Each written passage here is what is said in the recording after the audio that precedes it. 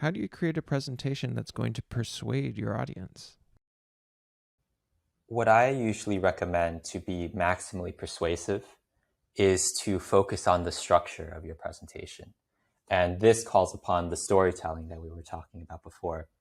What really works in storytelling is it engages people because it speaks to something very deep within our human spirit that we're seeking in our day-to-day lives. Stories show patterns of transformational change. And what I mean by that is there's an example I like to use from the Harry Potter series. So maybe not everybody is aware of it in this day and age, but I grew up with the Harry Potter series.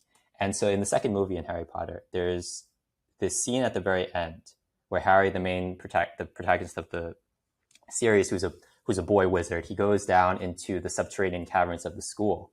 And in this cavern, there's this monster, the basilisk, that he needs to confront.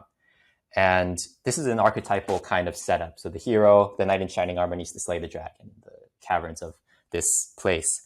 And during the fight with the basilisk, he gets injured. And the venom from the basilisk is poisonous, so he's going to die. But what happens is a phoenix comes in, another archetypal mythical element. It comes in and its tears heal his wound. So he survives, he kills the basilisk, and then he saves the day. He saves the people present in the Chamber of Secrets. And that example shows the pattern of transformational change that speaks to every person when they hear a story. So it's the story about someone who starts in one place, they struggle, they experience challenge, and then they grow from that experience and they become stronger, more resilient, more capable for the rest of their lives.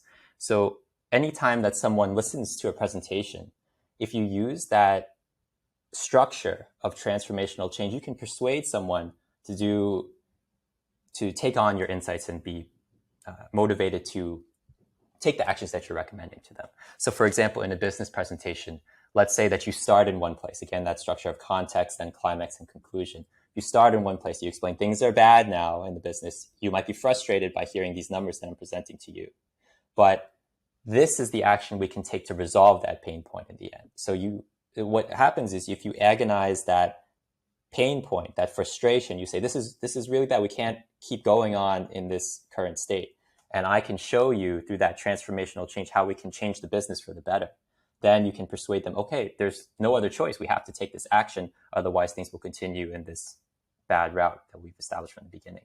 So persuasion is really about creating enough of a structure that fixates on the pain and then shows its resolution.